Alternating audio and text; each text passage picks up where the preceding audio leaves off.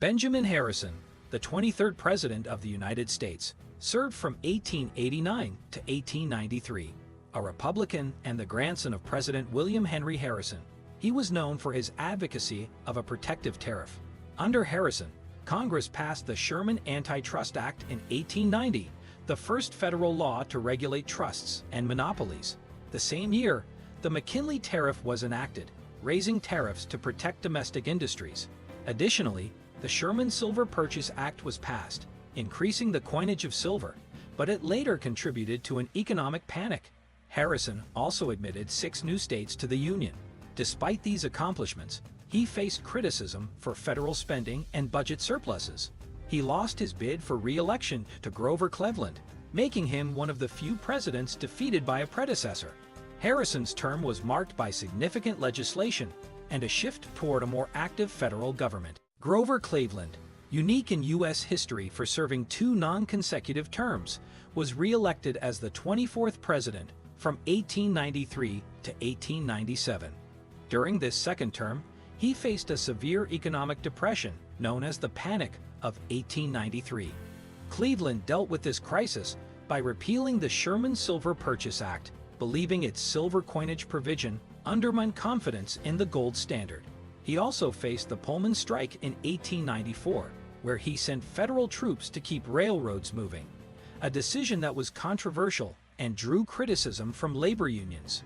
Internationally, he asserted U.S. authority in the Venezuelan boundary dispute, emphasizing the Monroe Doctrine. While Cleveland championed a limited role for government and fiscal conservatism, his second term was more challenging, with economic struggles dominating his presidency and affecting his legacy. William McKinley, the 25th President of the United States, served from 1897 to 1901. A Republican, McKinley's presidency was marked by significant economic and imperial changes. He championed high protective tariffs with the Dingley Tariff Act, aiming to protect American industries.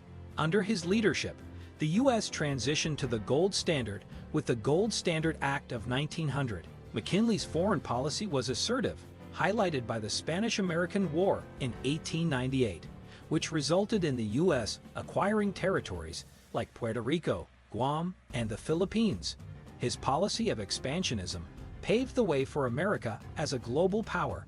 McKinley's popular presidency was tragically cut short when he was assassinated by an anarchist in 1901. He is remembered for ushering in a new era of American international involvement and economic policies. Theodore Roosevelt, the 26th President of the United States, served from 1901 to 1909. Ascending to the presidency after McKinley's assassination, Roosevelt's dynamic leadership marked the progressive era. He expanded the powers of the presidency and championed reforms to address economic and social inequalities. Roosevelt pursued antitrust actions, breaking up major monopolies to promote competition. He established the U.S. Forest Service, conserving vast expanses of land as national parks and monuments.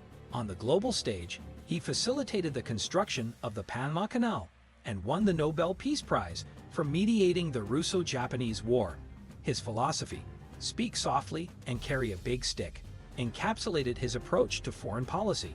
A charismatic and forceful leader, Roosevelt's legacy includes his commitment to conservation, regulatory reforms, and reshaping the role of the U.S. on the world stage. William Howard Taft, the 27th President of the United States, served from 1909 to 1913.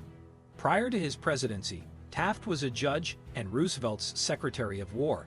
As president, he continued some progressive-era reforms, most notably in antitrust enforcement, breaking up more trusts than even Roosevelt.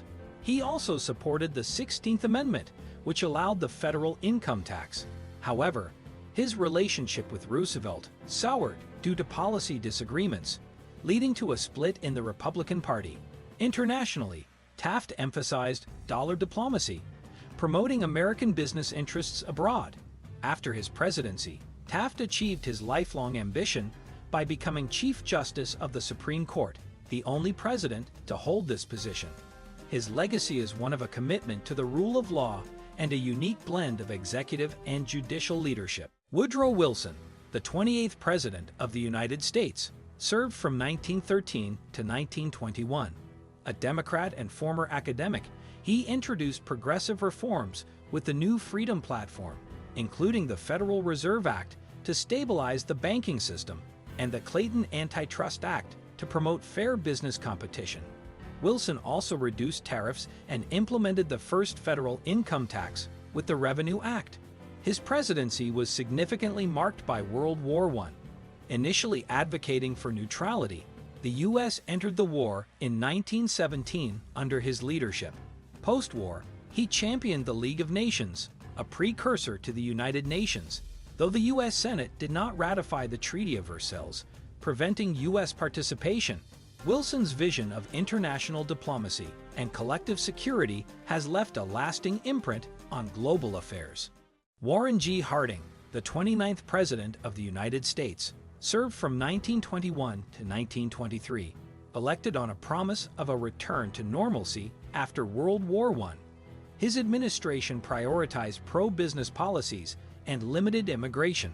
Harding also saw the establishment of the Bureau of the Budget and the Forney-McCumber Tariff, which raised import duties.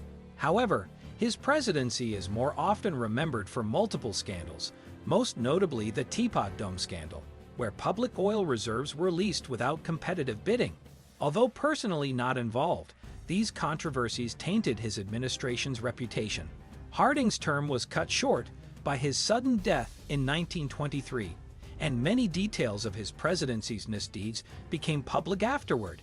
Despite this, he was popular during his tenure, emphasizing peace abroad and economic growth at home. Calvin Coolidge, 1872 to 1933, served as the 30th President of the United States from 1923 to 1929.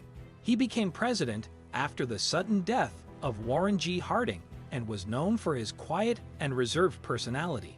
Coolidge believed in limited government and was a proponent of laissez-faire economics. He presided over the Roaring Twenties, a period of economic prosperity and cultural change. Despite this boon, his administration faced criticism for failing to anticipate the Great Depression that followed his term. Coolidge was known for his famous saying, "The business of America is business." Often called Silent Cal, he was appreciated for his calm demeanor and fiscal conservatism. Herbert Hoover, 1874 to 1964, was the 31st President of the United States, serving from 1929 to 1933. Born to a Quaker family, he was a successful mining engineer and humanitarian before entering politics. As president, Hoover faced the onset of the Great Depression, the most severe economic downturn in U.S. history. Though he took measures to address the crisis, many perceived his efforts as insufficient. His administration was criticized for its handling of the Depression, particularly following events like the Bonus Army March. Hoover's belief in limited government intervention and individualism was challenged by the economic realities of his time. Defeated by Franklin D. Roosevelt in 1932, Hoover became a vocal critic of the New Deal.